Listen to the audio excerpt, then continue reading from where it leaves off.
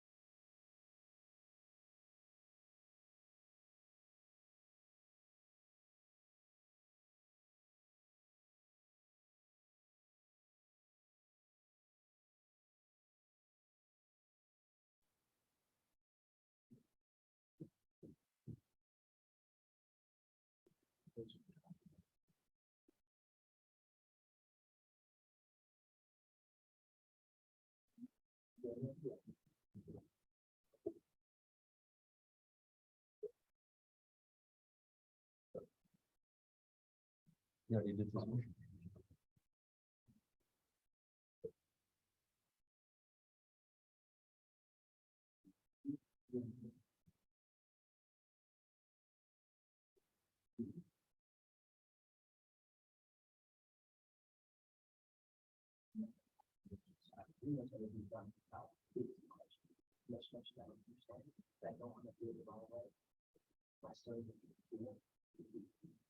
You don't know how to do it.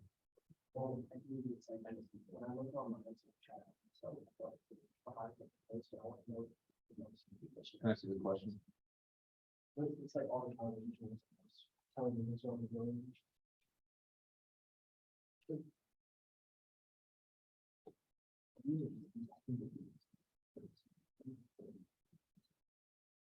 Which one was the over water one? It was 30 something. Yeah, 37. I think then the pressure.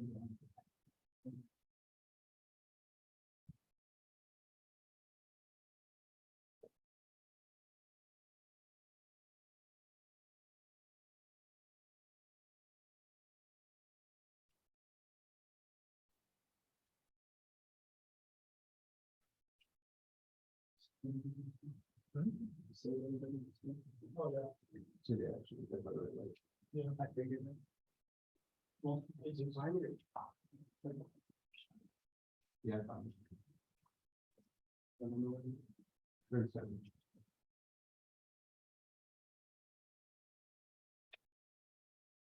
Were you able to do the molarity of the gas one? That's the last one of the last ones. 67? One of them, I'm not sure. Molarity of the gas that has a pressure of 40. Yeah. It's probably gonna be on the. Probably guess you're the only person. Oh, thumbs up if you're done. Thumbs up if you don't know what you're doing. I was fried. Okay, maybe we can just go ahead and start. Okay. So in a coffee cup calorimeter, 50 mils of 0.1 molar silver nitrate and 50 mils of 0.1 molar hydrochloric acid are mixed. The following reaction occurs. What kind of reaction is this? Combination, also you're forming a what? Precipitation reaction, right? If the two solutions are initially at 22.6 degrees Celsius and if the final temperature is 23.40 degrees Celsius, calculate the enthalpy for the reaction in kilojoules per mole of silver chloride form. Assume that the mass of the combined solution is 100 grams and assume that the specific heat of the solution is the same as the water. All right, because this is all aqueous. We are doing this in the water. So we are just going to assume that having solutes in your water doesn't change the specific heat. All right. So for this reaction or for this problem, the first thing I noticed when I look at this problem is that we're given information about two reactants, right? We have information about silver nitrate reacting with hydrochloric acid. And every time you're given information about two reactants, or more than one reactant, you should think about what? Limiting reactants, right? Because one may be the limiting reactant and one may be in excess. So every time you see, and Rich can tell you how important it is to think about limiting reactants on this exam. Yep. Every time you see the information of more than one reactant, you need to think about which one's the limiting reactant. So that's the first thing I would figure out. So let's just say step one is find limiting reactant, and we know to do that because what again? We're given what? Two what? Information about two reactants. So that's how we know to find the limiting reactant. So that would be the first thing I would do. So we know that molarity, I'm on the top left, so molarity equals moles over liters. If we wanted to find the limiting reactant, what unit should we look for? Moles, right? That's how we get from one thing in a chemical equation to the other thing, moles and molar ratio. So if we're solving for moles, we would say moles is equal to molarity times liters. All right, that's just rearranging that equation. So we're going to do that for both reactants because we're given both the molarity and the volume for each of those reactants. So the amount of moles for, let's do silver nitrate first, is equal to the molarity of that solution, which is 0.1 molar, and the volume in what unit? What unit must the volume be? Don't say it. Okay, cool. I'm saying don't say it to you because you obviously don't have to do that. So liters, all right, because our units for molarity are moles divided by liters, right? So what is the amount in liters of 50 milliliters? 0.05 liters.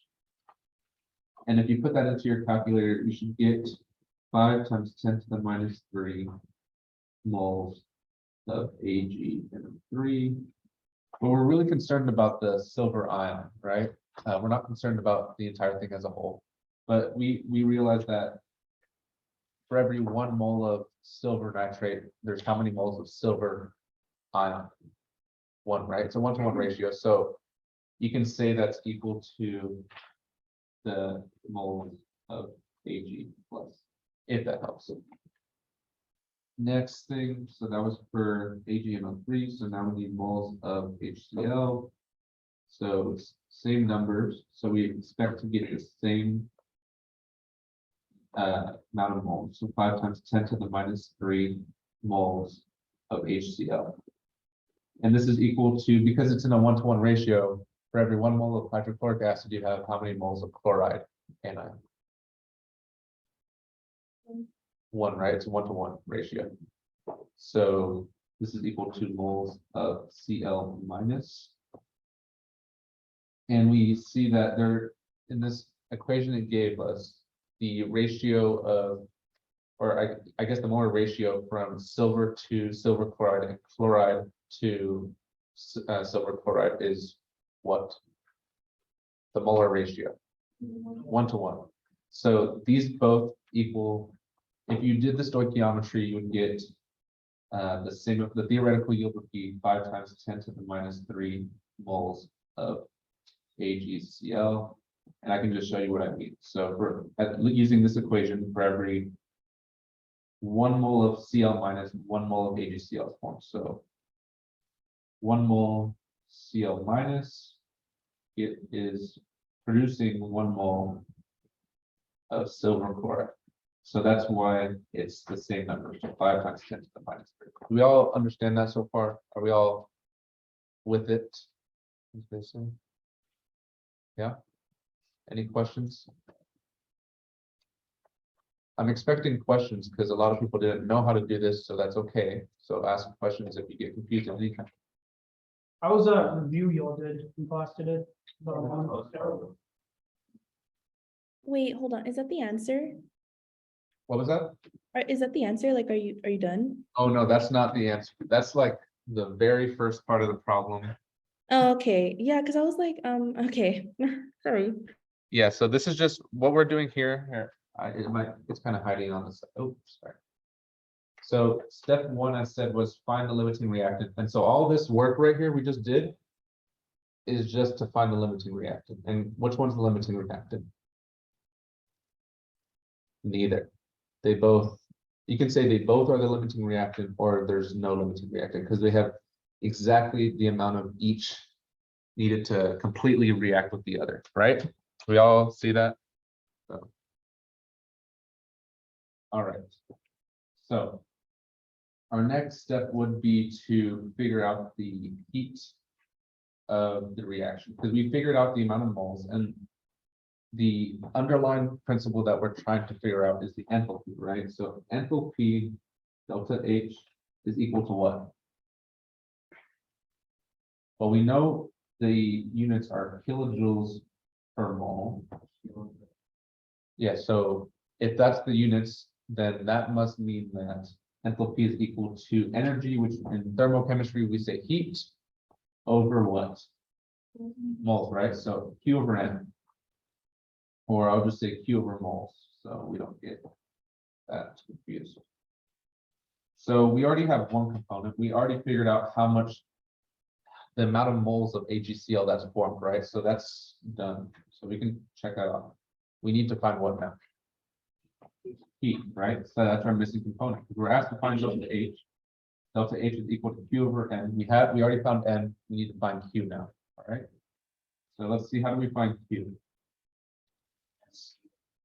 I know you know the answer. So let the people that might have a little bit more trouble with this answer. Okay. I'm not trying to be rude. I just trying to help the people that need help too more. Okay. Anyways,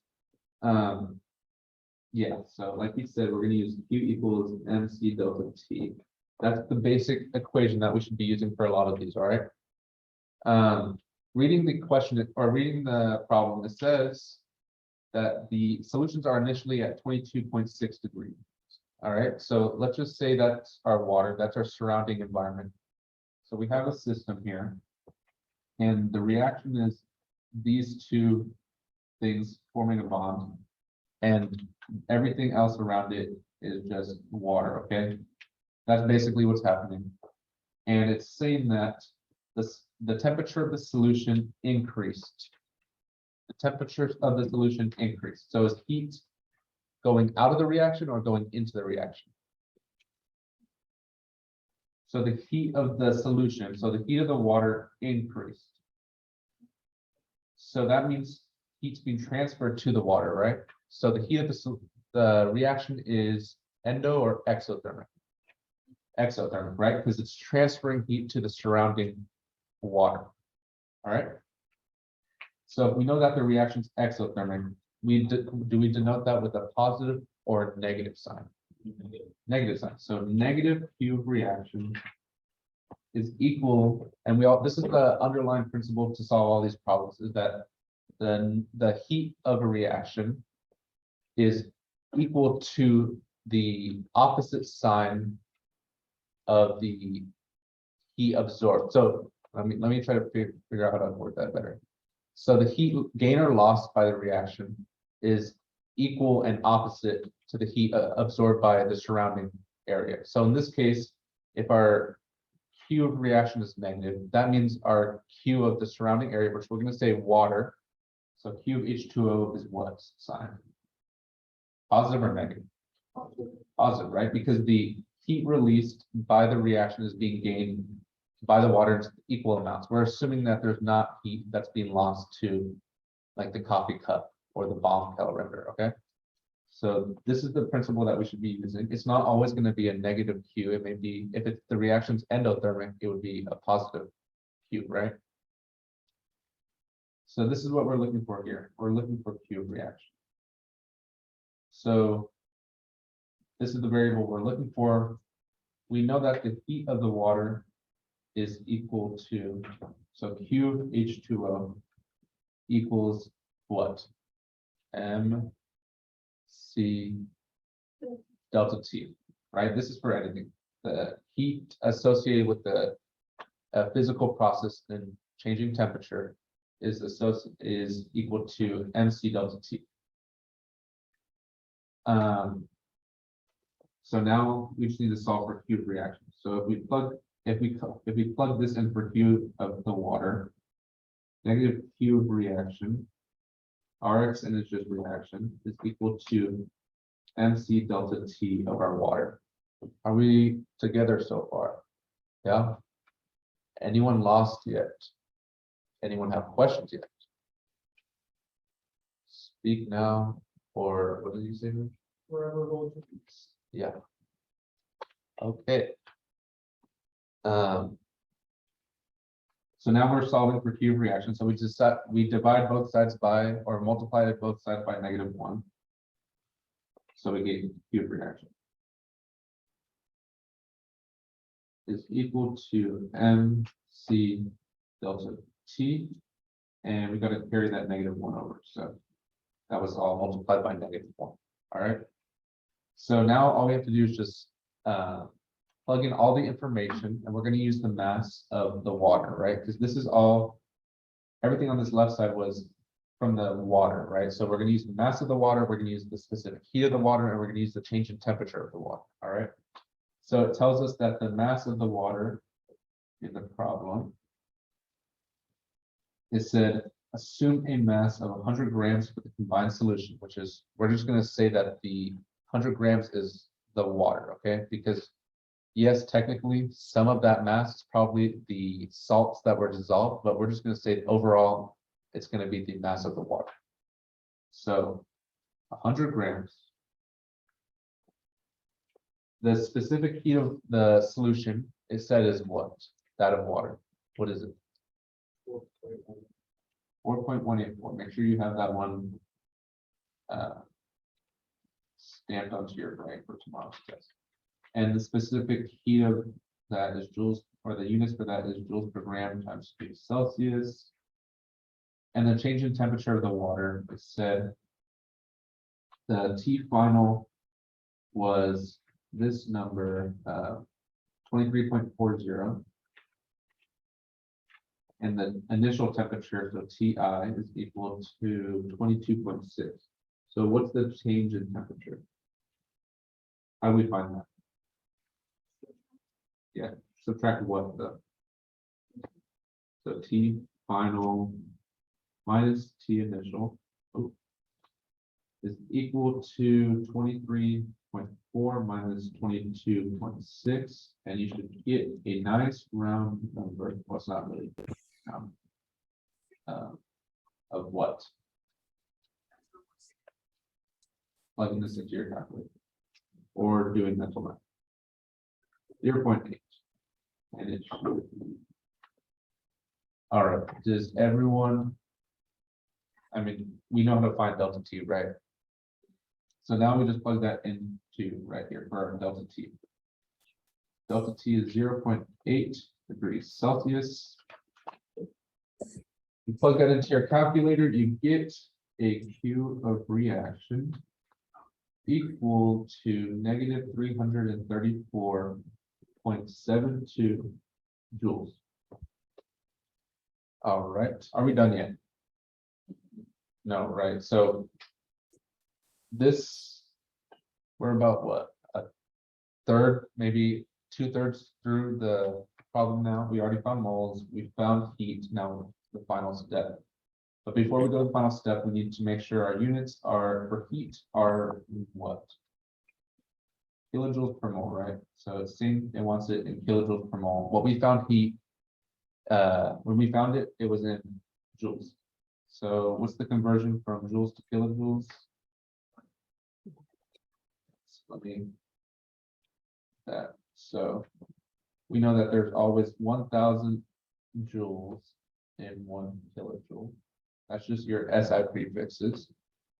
And you should get negative what is 0.33472 kilojoules. At this point, I wouldn't start rounding. So if I had this number from this first thing, I would just go continue through all the decimal places. All right. So this is what I would use. So next, so that's our cube reaction.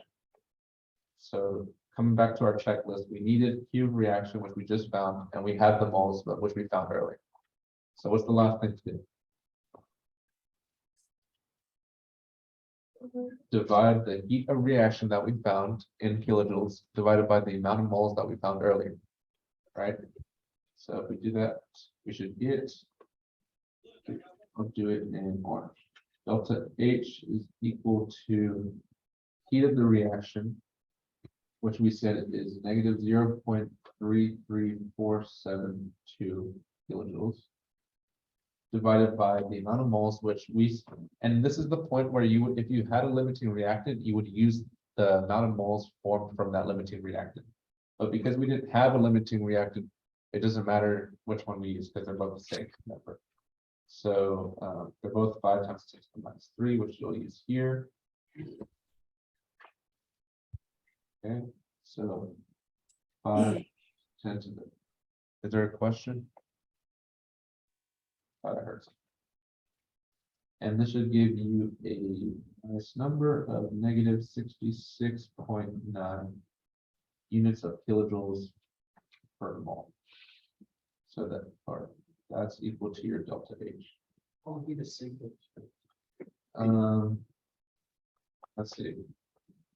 1, 2, 3, 1, 2, 3, 1, 2, 3, 1, 2, 3, 1, 2, 3, 4, 1, 2, 3, 4, 1, 2, 3, 4, 3. So 66.9. You generally go to like At max, 2, yeah. 3, At max 6. 2 decimal places. Remember, we don't really care too much about sig figs after that first exam because we just don't. Not unless you're in the lab.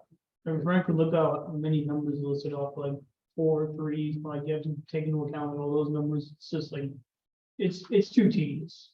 Yeah, so if you do 2 decimals past or 2 places past the decimal, should be good. If you want to be cautious, find your sig figs. You look at, if you remember how to do sig figs, you would realize that the least amount of sig figs in all these numbers is 3. So go to 3 sig figs if you want to just be careful. Raise your hand if you have any questions, and it's okay. No, yeah. Do you remember when you looked at the test on to do the other conversions other than like the kilos, joules, and then the milliliters? I mean, it's fair game if he gives you any SI unit. So anything he could say megaliters or On the practice. Now it's still. see that, yeah, all that's totally fair game. So I would say you should, and we should all still know that just from the first exam though. So it's all fair game. And then any others you may feel like makes up off the top of his head, he'll give you that, so it'll expect you to use that as well. Well, the answer to questions memorized because there's one on the test. I'm sure there is, because this is a very general thermochemistry problem. So it's a coffee cup calorimeter problem. So I'd imagine expect something like this, but that doesn't mean don't memorize how to do this exact problem because he can ask it differently. I mean, honestly, we see the test when we all see it, so we're not even completely sure what's on it, we're just guessing. Can you explain that negative? This one? Yeah. Yeah, so we read the problem and it says that the solution is initially at 22.6. Let me highlight that. 22.6 degrees Celsius, and the final temperature of the solution is 23.40 degrees Celsius. So what do you do you think that the solution is increasing or decreasing in heat in temperature? It's increasing, right? Which must mean that if our reaction is these two things occurring, because let's just say one of them is silver and one of them is chlorine or chloride, if that's happening and our solution, aka our water, is increasing in temperature, is our reaction releasing energy or taking in energy? It's releasing, right? Because for the water to increase in temperature, it needs to absorb some sort of energy. It's like when you put water on a stove, it's not going to heat up by itself. It's going to heat up with the energy coming from your stove, right? Stovetop. So you put energy into the water for it to increase. In this case, the energy is coming from the reaction. So the reaction is losing energy. We say that's exo or endothermic. Exo, because it's exiting the reaction, right? So if it's exiting the reaction, we denote that with a negative sign. So negative sign, negative Q of reaction, because the reaction is losing the energy, it's losing that heat. And all we're doing here is just solving for Q of reaction, because we don't want to solve for negative Q reaction. We want to solve for Q of reaction, so we just multiply the negative to the other side. And because if you didn't do that, and if you didn't put that negative sign here, you would end up with the same answer, except it should be positive. It should be over here, which would indicate an endothermic reaction. If our reactions, which would actually decrease the temperature of the water, not increase the temperature of the water. Yeah. Reactions, it's combination, it's releasing heat. Or no, it's. Well, if you're forming bonds, You're breaking up, it's releasing. if you're forming bonds, you're always gonna release energy. So in this case, we're forming an ionic bond. And it's kind of counterintuitive because you might think it takes energy to form a bond, but actually you're releasing energy when you form a bond. But it makes sense that if you want to break a bond, you actually require energy because that bond stores energy. If you want to break it, you have to put energy into it. All right. Is there any other questions before we go on to another one? So the first step for these is always to find the limiting reactant. I know it didn't really count for this one because like they're the same thing, but like in another problem, the limiting reactant is always the moles. So the limiting reactant only comes into place if you're given information about one or about two or more reactants. So in this case, we only have two reactants, and we're given the information to find the amount of moles of each one. So we should find the limiting reactant. Let me see if I have one where I didn't.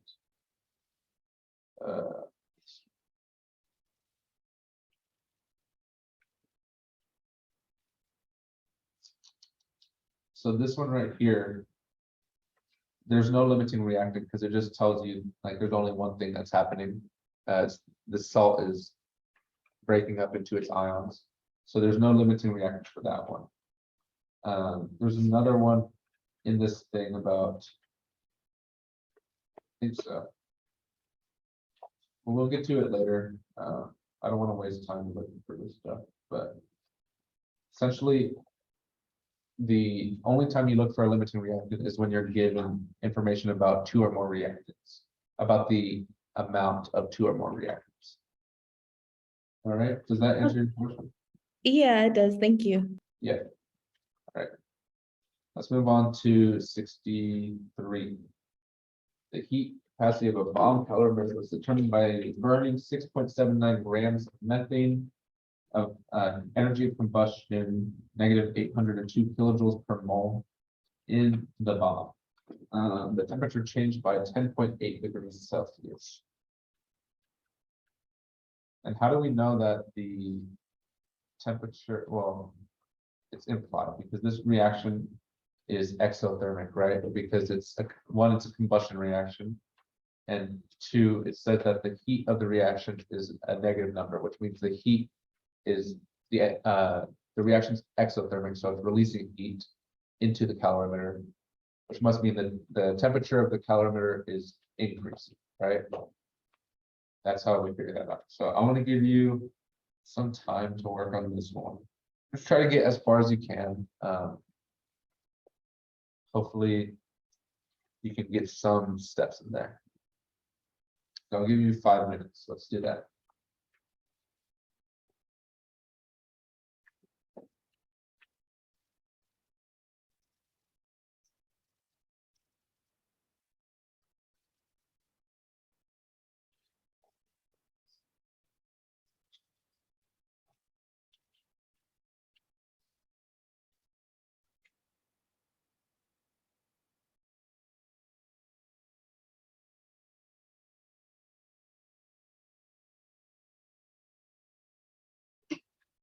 Bless you.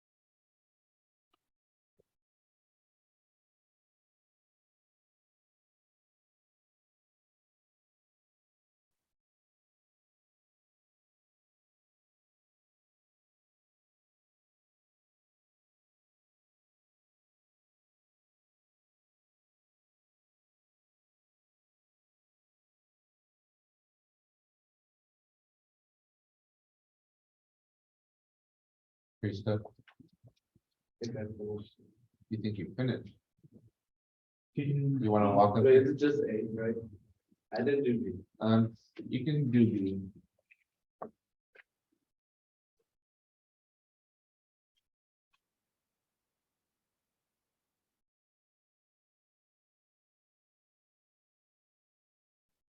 You finished? Did I you know there's something tricky. tricky? But practice it. You understand how to do it, just like anything. It's a pattern. Once you do so many of these problems, it's like, okay, it's a pattern. Let me do this. Is there a limiting reactant? No. What's delta H equals Q over moles? There's like so many ways they can word a question. I can even scratch the surface. It's like honestly ridiculous. Yeah. There's so many different things. we can do. Yeah, I mean, at the end of the day, this is just. It takes me 5 minutes to fully understand what it's asking and what I need to find. It's not gonna take me 5 minutes. Unless they're like simple ones, that's easy. But these I feel like I do first. What I usually do is like skip to the end, because question parts like probably at the end, because like they give you like boring information, beginning, I'm like blah, blah, blah, and then I get to like, okay, so this is what it's asking, or I'll write that down first. And then like I'll go through the steps to solve that. Bruce works in different ways. He's different. For this, yeah, Raise a hand if you are done. Raise a hand. Okay, cool. We got some people. Raise a hand if you are absolutely stuck. I cried. Okay. All right. So the heat capacity of a bomb calorimeter was determined by burning 6.79 grams of methane in the bomb, and the temperature changed by 10.8 degrees Celsius. So clearly we're dealing with a bomb calorimeter, and there's an equation for a bomb calorimeter. And do you remember what that equation is? Okay, so not really. There's another equation. Yeah. Yeah, so the heat of the calorimeter is equal. Wait, what? Oh. The heat of the calorimeter is equal to the heat. What is it? C of the calorimeter. The heat capacity. The heat capacity of the calorimeter times the change in temperature of the calorimeter. not C cal T. Or Yeah, so let me agree with that. So it should be C cal times delta T. So I was asking for the heat capacity of the calorimeter or of the bomb calorimeter, and that is this variable here. So we know that we should be solving for C cal, which is equal to the heat of the calorimeter, Q cal, over the change in temperature of the calorimeter. So again, that's just memorization of the equation and realizing what we're being asked for. So that's something that the gentleman up here in the front was saying. It's difficult sometimes to figure out what they're asking for. And I always start with an equation. There's an equation, a basic equation that we learned at one point that you're going to need to use to solve for the final answer. In this case, we're gonna need to use this equation to solve for the final answer. In the previous question, it was this equation that we used for the final answer. So there's this one. Delta H equals Q over moles. Okay. So there's always that one equation that you should recognize that you're going to use and then work from there. So is there any need to look for a limiting reactant in this one? No, right? It only gives you that there's 6.79 grams of methane. So what is the heat capacity of the bomb? We're looking for CCal. We need the first thing we can do. Well, it tells us delta T, which is really nice, right? It doesn't tell us that this is the initial temperature and this is the final temperature, because then we would have to find delta T by subtraction. It already tells us that the change in temperature is 10.8 degrees Celsius. So that's something that we can check off right now, actually. So now we're just looking for the heat of the calorimeter. And what was the principle that we used in the last problem that allows us to find Qcal, or the heat associated with a reaction, a process? It's the heat of one thing is equal and opposite of another thing. What is that general? Since the reaction is being offered, how much you gain it. Exactly, yeah. So we say, and how did he know that this reaction is giving off heat? Well, this tells us right here, the negative heat of combustion tells us this reaction is exothermic. And the temperature raised of the temperature of the bomb calorimeter raised by a positive number, right? So therefore, we can say the reaction is exothermic, negative Q, and that's equal to positive Q of the calorimeter. So that's how we're going to find our Qcal. So we are looking for this variable here. Now let's see what we can do here. So we're not given, let's see. We're given a mass of the amount of methane, but we're also given the heat of combustion of methane. And every time that they give you a heat of combustion, it's so much easier to actually find how much heat is transferred because you don't have to do your Q equals MCAT equation. This is just pure stoichiometry. So what you would do is start off with your 6.79 grams. Methane is CH4. So 6.79 grams of CH4. The molar mass of CH4 would be, the molar mass of carbon is 12. The molar mass of hydrogen is 1. So you have 4 of those. So 4 plus 12 is going to be 16 grams for every 1 mole of CH4. And look at here. So now we have this conversion from heat to moles. We can use that in our stoichiometry. So for every 1 mole of CH4, how much heat is released?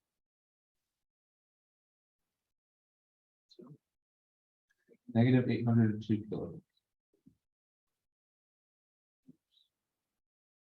And it is also important to note that heat capacity is always in units of what? It's joules per degree Celsius. If you look at the equation here, there's no, well, CCal is equal to Q over delta T. So the units here are energy over Celsius, correct? So not, you're thinking of a specific heat, right? So we should convert this to joules in that case. So for every 1,000, or for every 1 kilojoule, there's 1,000 joules. And if we put that into our MD Dandy calculator, we should get 340,136.16 joules. And this is equal to what? This is our what? What did we just find? Calorimeter. So this is the right there. So we started with our 679. And this should actually be a negative number here. So it should be negative 340. So 6.79 grams of methane produces negative 340,136 joules. So that is our Q of what? Reaction, right? So let's slide that over here. That's Q reaction. Okay. So that's our heat of the reaction. And this principle holds true, then our heat absorbed by the calorimeter is what? It's just the opposite, right? So you can just say Q, if you solve for Q reaction, or no, we're looking for Q cal, because that's what we want to plug into this equation over here. Q cal. So Q cal is equal to negative Q reaction. So our negative is still here. And our cube reaction was said to be negative 340,136.16. We expect a positive number for the Q of the calorimeter, right? Because it's absorbing the heat from the reaction. So these negatives cancel out, giving us our desired positive number. 6 joules equals Q cal. So look, we have our Q, the calorimeter, our heat absorbed by the calorimeter. And we already figured out, well, it gave us the delta T, right? So delta T was given. So now we have both things. So what we can do here is what do we do now?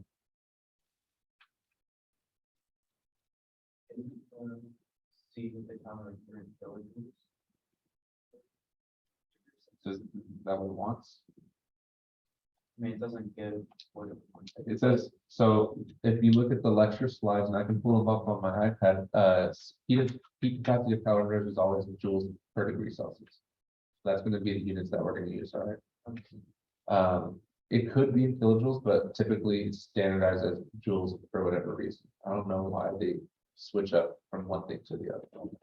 I think it's because specific heat is in joules per gram degree Celsius, and heat capacity is just the analogous to bomb calorimeters. The heat capacity of the bomb is joules per degree Celsius. I think that's why. But so it should be in joules. There's a question. Did y'all get that number for the heat of the reaction? What number? This number? So this number here is, we got that from this stoichiometry we did here. So that gave us our heat. I can try it again. Let me see. 6.79 by 16 times negative 802 times 1,000. I'm getting what I already, oh, I see what you're saying. So let's change that to 348. Must have been a typo in the calculator. 0.75. And that doesn't change much of the process is the same. It's just a calculation error, which we don't want to do on our test. Another important thing, pay attention to your numbers. There'll be a lot of them. So, yeah, make sure you know what you're solving for. Yeah, so 348. Okay. So again, what's the last thing we need to do here? Divide the heat of the calorimeter that we just found and divide that by the temperature, the change in temperature. So we said, I'm going to do it up here in red.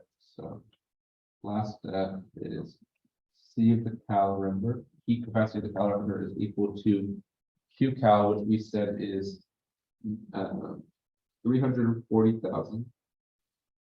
348.75 joules divided by the change in temperature, which was given to us as 10.8 degrees Celsius.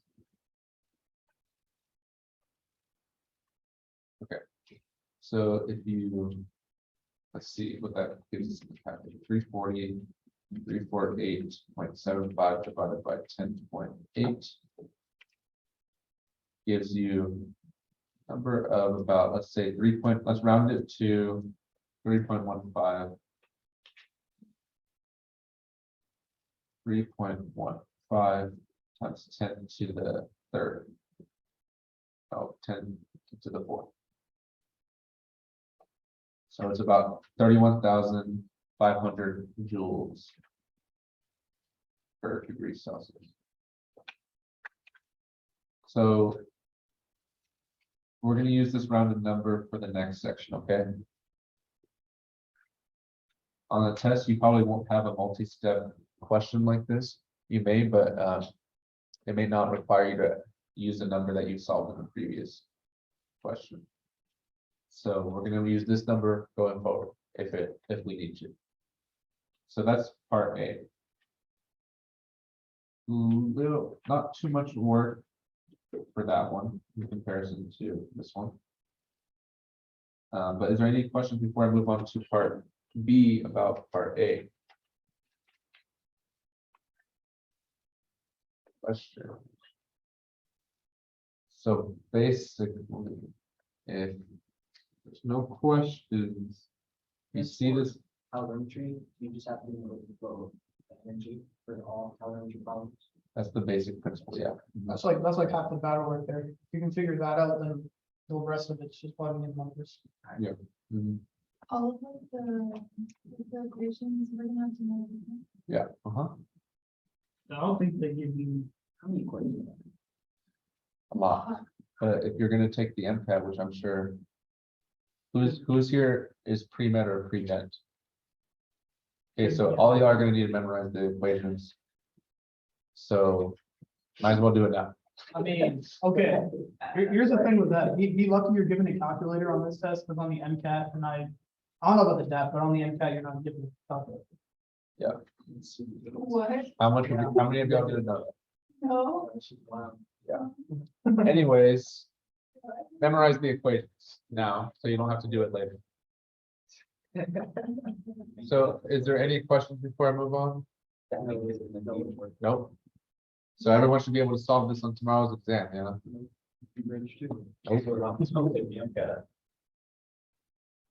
All right. Now B. All right, so 12.6 grams of acetylene produced a temperature rise of 60.9 degrees Celsius in the same calorimeter. What is the energy of combustion of acetylene in kilojoules per mole? Alrighty, so it's asking for the energy of combustion of acetylene in kilojoules per mole. Another way to say that is what? It's asking for what value or what variable? Think energy of combustion in kilojoules per mole. Enthalpy, yeah, because he would just be in units of joules, right? So it's in kilojoules per mole, it's asking for delta H.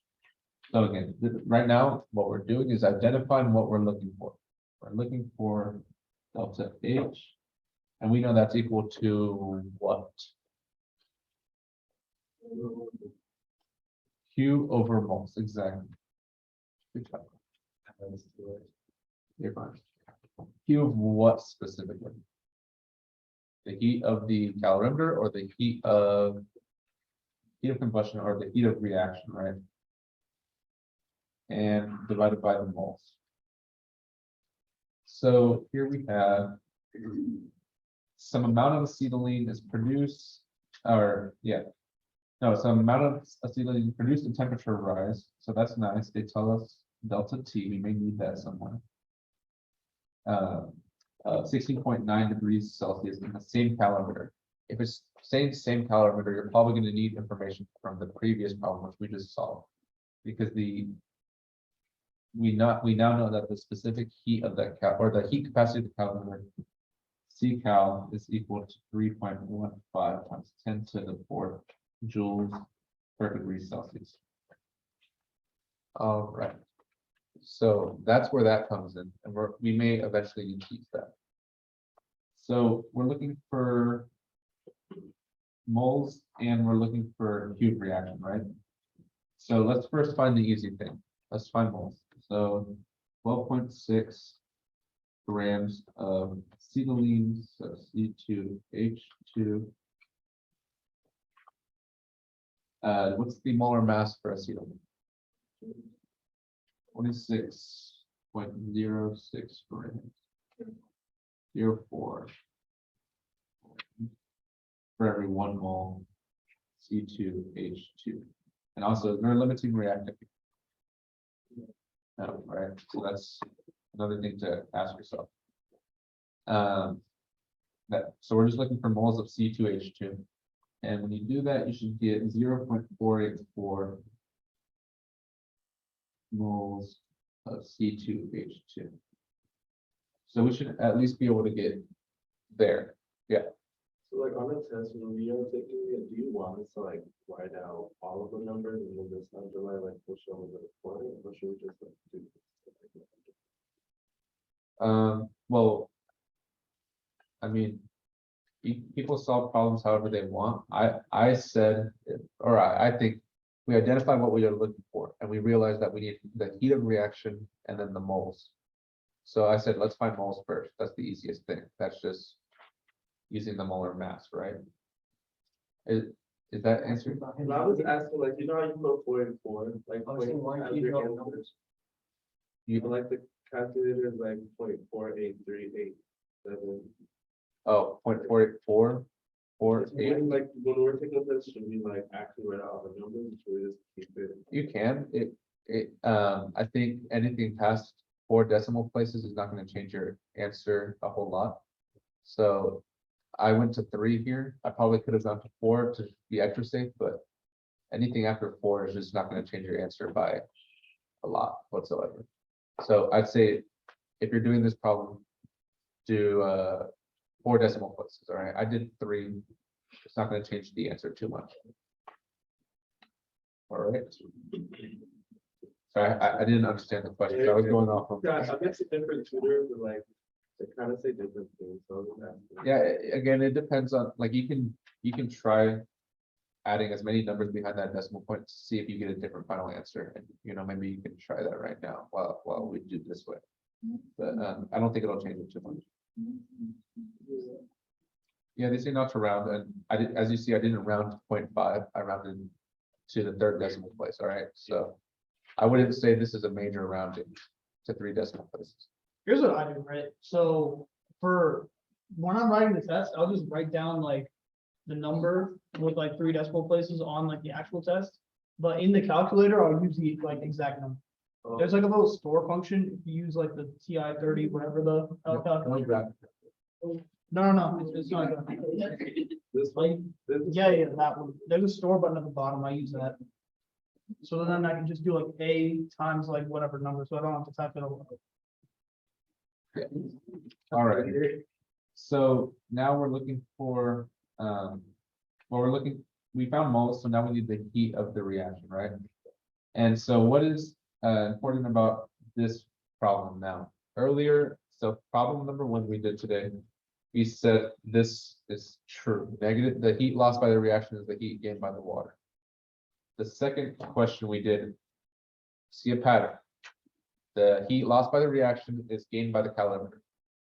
For this one, we should do the same thing, okay? So what would it be in this case? Negative what?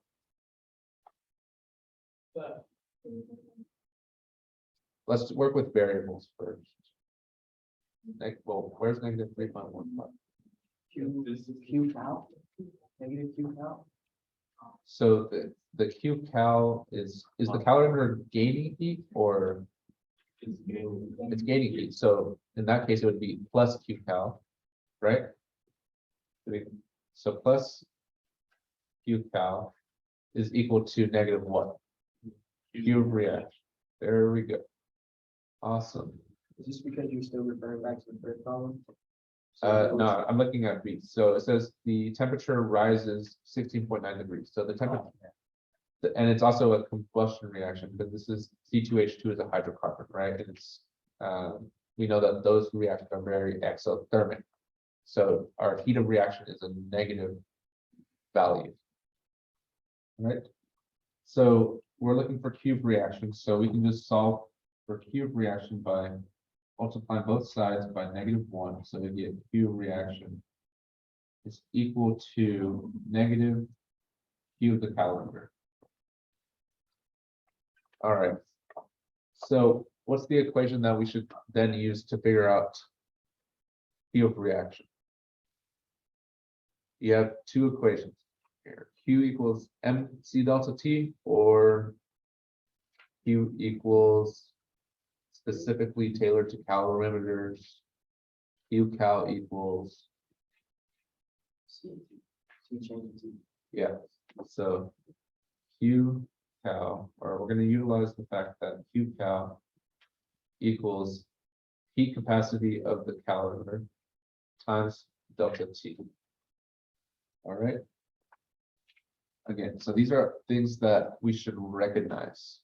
It's either MC delta T or C delta T, and we're dealing with the calorimeter, and we're specifically dealing with the Q of the calorimeter, so we're going to use Q C cal delta T. So plugging that in for Q cal, we get Q of reaction is equal to negative C cal times the change in temperature. All right. Any questions so far? Let me back out so we see the whole thing. No questions. Nope. All right. There's another problem like this. A couple actually. So 64th was the exact same, so you can try that one at a later time. All right, so plugging everything we have in here, we got C cal from where? The previous part of the question, right? So we determined in this previous example that C cal was 3.5 times 10 to the 4 joules per degree Celsius. We brought that down here. That's what we're going to use for C cal. All right, so 3.15 times 10 to the 4 joules per degree Celsius. And the change in temperature of this reaction specifically, the change in temperature of the calorimeter was what? 16.9. That's given to us in the problem. 16.9. I see a lot of confused faces. Are there any questions?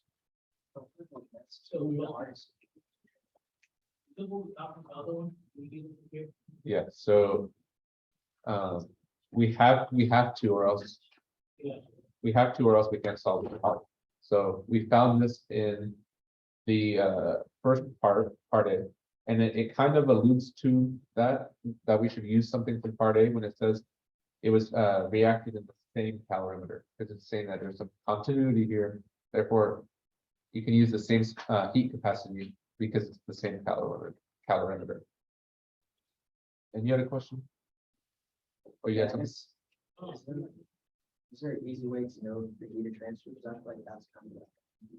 Is there an easy way to know what? This part? Yeah. So normally I start off with the reaction. I identify, so I would have done it personally. I would have started with my reaction, wrote that first. Identified whether that's positive or negative, and we do that from determining if this is a endo or exothermic reaction. If it's an exothermic reaction like it is in this case, that means that the heat is going to be lost by the reaction and gained by the bomb power. That's how I would go about that. Then why don't you switch it to negative Q cal? Because we're looking for the equation says it wants cube reaction, not negative cube reaction. So to isolate cube reaction is just multiplying both sides by -1. So that's what we You also did. could have done it that way. You could have solved for negative Q reaction and then divided everything by -1. I just prefer to find the variable that I'm looking for and then do everything at once rather than forgetting a negative, because the more times you have this negative on this side, you may forget to write it down and you may forget it at the very end. So deal with the negatives first and then plug all your crap into it, all right? All your numbers. So did anyone do this in the calculator or put this into the calculator?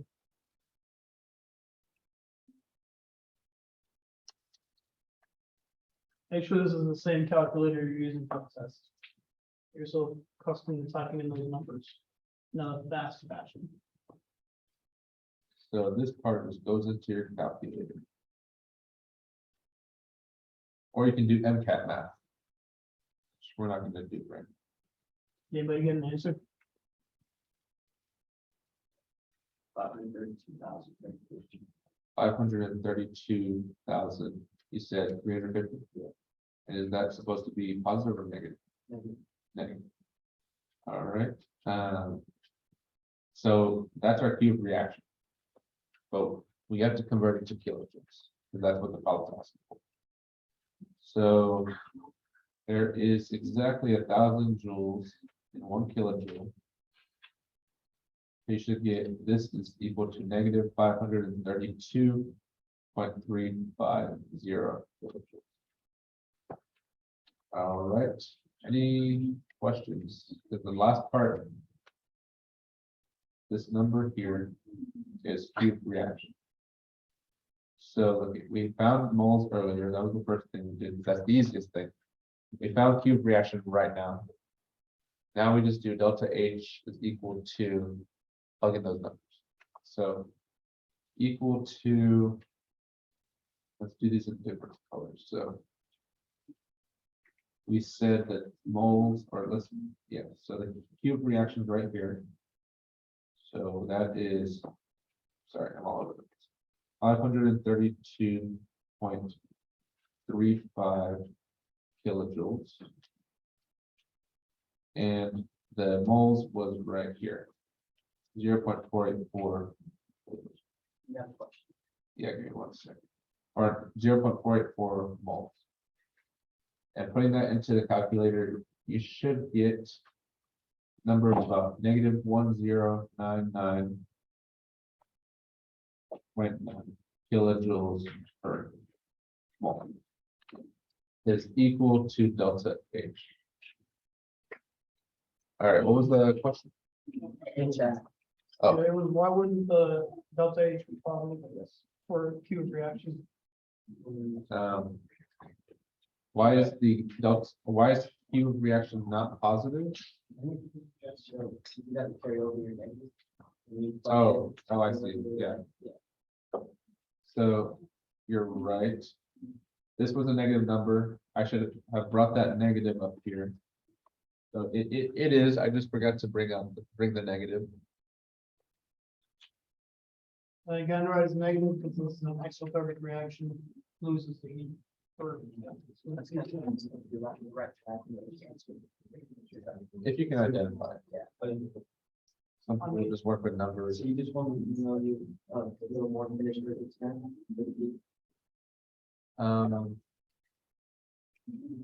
Sure. I just run this routine yesterday. Uh-huh. And I read the message do not have it completed before reaching at the key. Yeah. I don't think I would complete it before the test. Is there any way like I could maybe Well- like send you the work I did do and then you send me the answers for both of the problems? I can do that, yeah. But you should probably try to complete it before the test, because this is probably the best thing you can do before the test. So, I was thinking that, but I was like, I don't know if I can complete it all like without the key. Like well, like the questions I don't know how to do, like how would I be able to? if you don't know how to do it, then what you should do is look at lecture videos, YouTube videos. You can go to your textbook on Alex. You guys are. All these questions are very similar to things you've done on Alex. So if you've done your Alex homework, you should be able to do all these. Or if you can't do this, then go to Alex, find the similar problems and look at the explanations if you don't know, if you still don't know how to do the ones on Alex.